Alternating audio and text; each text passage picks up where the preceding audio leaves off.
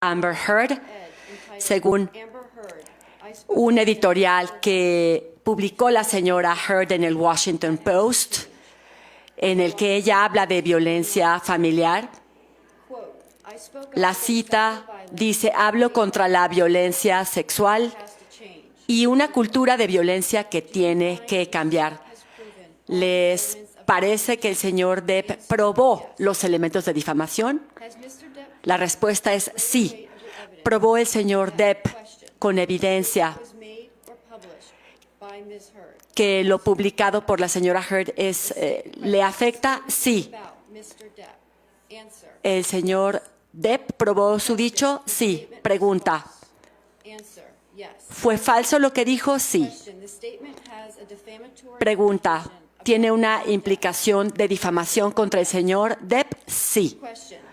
Pregunta: ¿la implicación de difamación se diseñó por parte de la señora Heard? Sí. La respuesta es sí. Pregunta: ¿las circunstancias de la publicación tienen una naturaleza difamatoria para alguien que lo haya visto aparte del señor Depp? La respuesta es sí. ¿Les parece que el señor Depp probó con evidencia que la señora Heard actuó con malicia? La respuesta es sí. 2. En cuanto al editorial titulado Un momento transformador para las mujeres, publicado en la publicación del Washington Post, en el que Amber Heard dice hablar contra la violencia sexual, algo que tiene que cambiar, en el Washington Post, en la edición en línea. Hace 2 años me convertí en una figura pública que representa abuso doméstico. Yo sentí la ira de nuestra cultura cuando las mujeres hablan. ¿Les parece que el señor Depp probó los elementos de difamación? Respuesta: sí. ¿Probó el señor Depp que lo publicado por la señora Heard es cierto? La respuesta es sí. ¿Probó el señor Depp lo dicho? Respuesta: sí. ¿Lo cierto es falso? La respuesta es sí. La pregunta: ¿lo publicado tiene una naturaleza difamatoria contra el señor Depp? La respuesta es sí. Pregunta: ¿la implicación difamatoria fue idea de la señora Heard? La respuesta es sí. Pregunta: ¿las circunstancias en torno a la publicación tienen una naturaleza difamatoria para alguien que lo haya visto aparte del señor Depp? Y la respuesta es sí.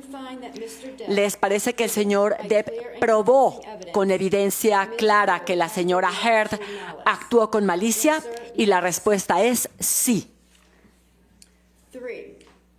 3. En cuanto a lo publicado en el editorial del Washington Post por la señora Heard en la publicación tanto en papel como en línea, en la que ella dice hablar contra la violencia doméstica, en la edición también en línea del Washington Post, ella dice: tengo la oportunidad de ver en tiempo real cómo las instituciones protegen a los hombres a los que se acusa de abuso.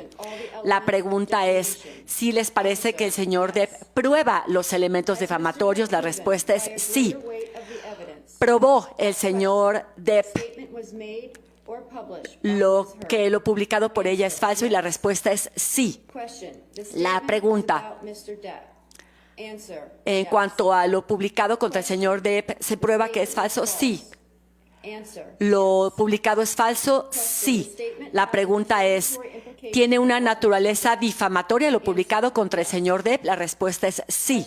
Pregunta: ¿la implicación difamatoria fue idea de la señora Heard? Y la respuesta es sí. Pregunta: dadas las circunstancias de lo publicado, ¿tienen una naturaleza difamatoria para alguien que haya visto lo publicado aparte del señor Depp? Y la respuesta es sí.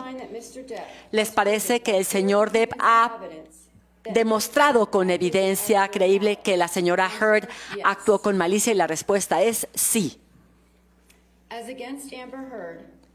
En cuanto a los daños que se piden por $10 millones contra Amber Heard, nosotros pedimos que ella pague daños compensatorios por $5 millones. En cuanto a los daños CL 2019-2911, en cuanto a lo publicado en el Daily Mail el 8 de abril, Amber Heard y sus amigos usaron acusaciones falsas de violencia sexual según sus necesidades. Ellas usaron mentiras y las publicaron para hacer daño al señor Depp. ¿Les parece que la señora Heard ha demostrado los elementos de difamación? Y la respuesta es no. 2.